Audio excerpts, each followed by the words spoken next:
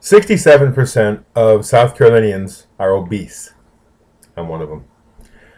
And Governor Haley, Director Templeton of DHEC, and the Director of DSS are committed to fighting obesity. As a matter of fact, Director Templeton made a point that she's been tasked with fighting obesity. I'm not sure who tasked her with that, but anyway.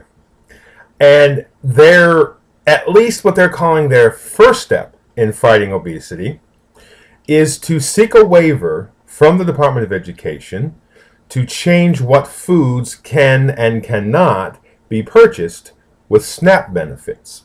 SNAP being the program that the Department of Education or Agriculture administrates.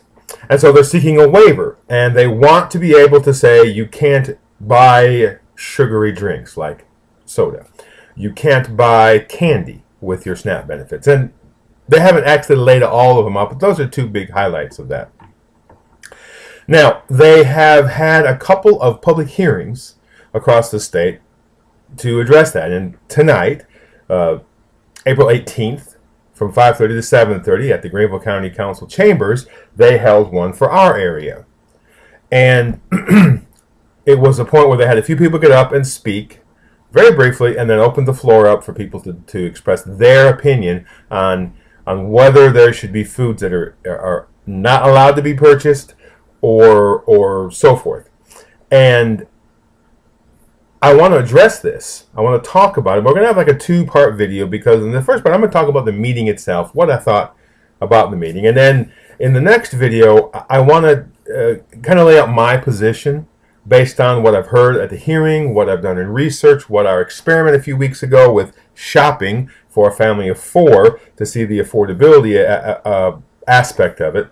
And I'm going to put it all together and give you an idea of what my position is on that. So I want to talk today about the meeting itself.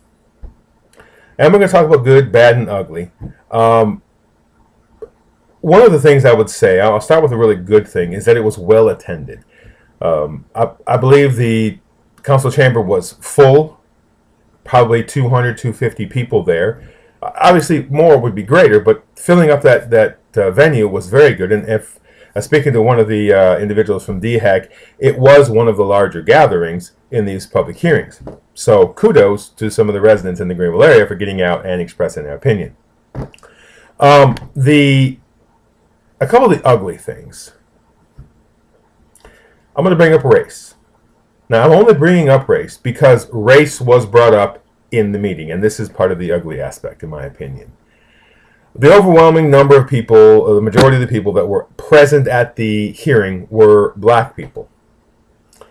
And I know an outside observer just looking and say, see, it's all them black folks that are on welfare, on food stamps. And the fact of the matter is, statistics will show that there are more white people than there are black people on food stamps. To me, that's irrelevant. But the race aspect of it here is one gentleman in his comments said something along the lines of, okay, all the white people, raise your hand. Just raise your hand. And so the white people that were there raised their hand. He said, now, lower your hand if you've never had a treat. And of course, none of us lowered our hands. We've had treats before. And he framed this argument as this idea about addressing the food stamp issue as a racial argument. And I'm sorry, it's not. This is not an attack against black people. Now, I will say that there are people, and you see them on the internet all the time, who are racists or are prejudiced, and they do attack this from a racial point of view. I'm saying that I don't believe that the governor and the directors are attacking black people.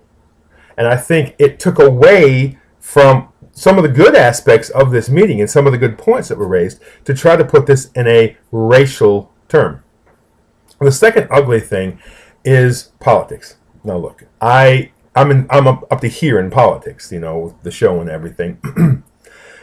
But this was an opportunity for people to address an actual concern, obesity, the role of government, and there were a few people who used this as an attack against the governor or against one party or the other. And that's sad because it took away, again, from what should have been, and in many cases was, a good discussion in this subject. Now, look, I am sure that politics does play a part from the governor's point of view on this. I'm not doubting that at all.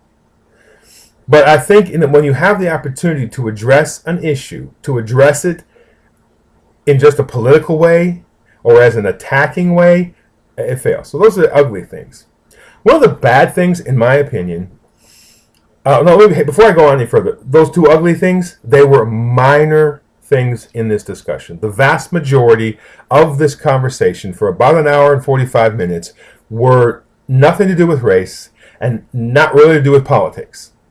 But those were two things that raised their ugly head, and I wanted to address them. One of the bad things was some of the speakers and some of the people there had this idea, and it's in our society, that the answer to their problems is the government, local, state, federal, whatever.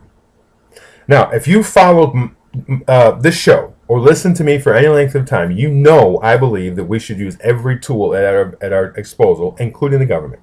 I believe in the safety net. I believe that there's ways that we, the people, can use the government to help other people. So you know I believe that. But the answer to our problems is not always the government, and I don't think it should be the first answer. What was good were the mentions of community gardens and churches who were donating fresh vegetables and fruits. We need to look at all those aspects. So one of the bad was this idea that there's a problem, let's get the government to fix it. The government needs to give me more. Now, they may need an increase in food stamps, and we'll talk about that tomorrow or whenever I do that next video about my position on this. But I just felt that there was some folks there who were of the opinion that the government has to solve everything. Now, let's move beyond the ugly and the bad. We'll look at the good. Well, first I want to talk about, there was one person, there was one gentleman who kind of opposed or kind of supported the idea that SNAP benefits could be said you could do this food or that food and so forth. And his point was, if you're depending on the government to buy your food, and the government's buying your food, then the government has the right to say what you can buy. Now, he kind of bolstered that by mentioning if you're depending on the government for education, the government's going to educate you with what they want to educate you. And he's right. This past year or two, some of my friends in the GOP have been upset with Michelle Obama suggesting school lunch changes, more healthy eating. I've seen some people who have laughed when, or who said, look at this funny, students were made to change to more healthy food and they were throwing it away and only eating the bad stuff. And saying that the government shouldn't be getting in the food business, except the government's providing the food. So I agree with the gentleman. The one exception I would take with him is that we are the government. Yes, the government gets to say, but we get to tell the government what we want. And so I think it's perfectly legitimate for we the people to tell the government whether or not we want foods excluded from food stamps or not. Some of the other good from this meeting, I was glad to see a breaking of stereotype. The idea behind people who are on food stamps, there's many people out there who say, oh, they're just lazy bums, won't get a job, they're stuffing their kids full of McDonald's and candy bars and soda. There are those people out there. Absolutely.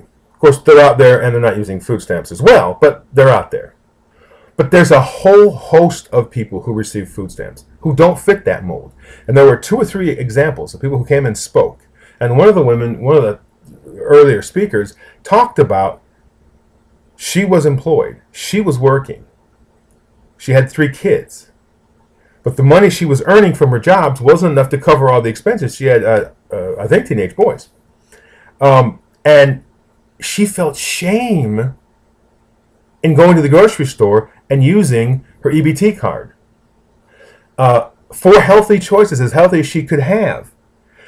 And there was a a military someone who'd been in the military and who had gotten down and was going to school and had kids and trying to take care of them.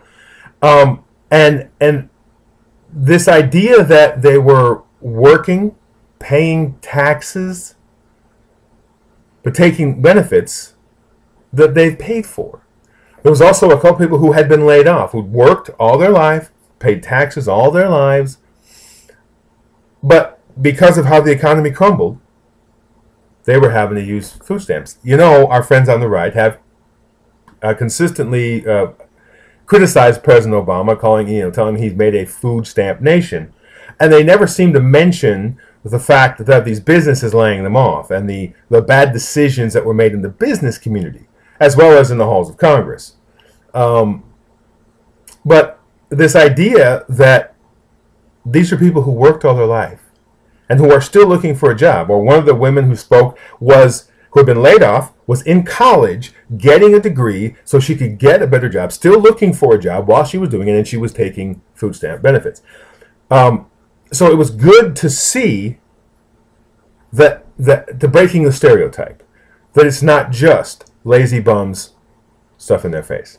That was good. One of the other good things was there were at least two groups specifically focused on healthy lifestyle choices, a wide variety of things, not just food. And speakers from both of them got up to speak. And they lauded the idea of fighting obesity. But they did make the point that banning sugary sodas and cookies and ice cream is not necessarily going to fix the obesity problem in this state. And they talked about suggesting that this state look at a comprehensive view of this, look at evidence-based programs to see whether or not, if you take sugary drinks and so forth off, is it actually going to make the difference on the obesity level? So those were some good things. Overall, it was a good meeting with interesting and helpful information. There were some bad things, there were some ugly things, but in any public forum, you're going to have that. I'm glad it was held, and I would urge anyone who has a thought on this to go ahead and write Governor Sanford, Governor Haley, DHEC, DSS, your representative and your senators, because they're the ones that are going to make the laws if we get a waiver. All right, tomorrow we're going to talk about my position on this. We're going to kind of work our way through all this. You can listen to us on canigetaWordIn.com. You can go to iTunes and subscribe to Another Voice with Eric and Jason and hear our podcast. You can go to Facebook at Another Voice with Eric and Friends and find us there. Lots of ways to get in touch with us. I'm going to urge you to remember April 27th, 10 to 3 is Rides for Strides, where we're going to go out on the Swamp Abbey Trail and ride to raise money for Strides Tutoring, a wonderful program, Christian nonprofit organization that helps children who've fallen behind math and reading and brings them back so they can have a successful future. That's a wonderful organization. You can go to our website. There's a tab for Rides for Strides. You can join our team. Come ride with us. You can sponsor one of us, Brandon, Jonathan, me. Or you can go to stridestutor.org and just donate straight to them. We hope that you would do that in one way or the other.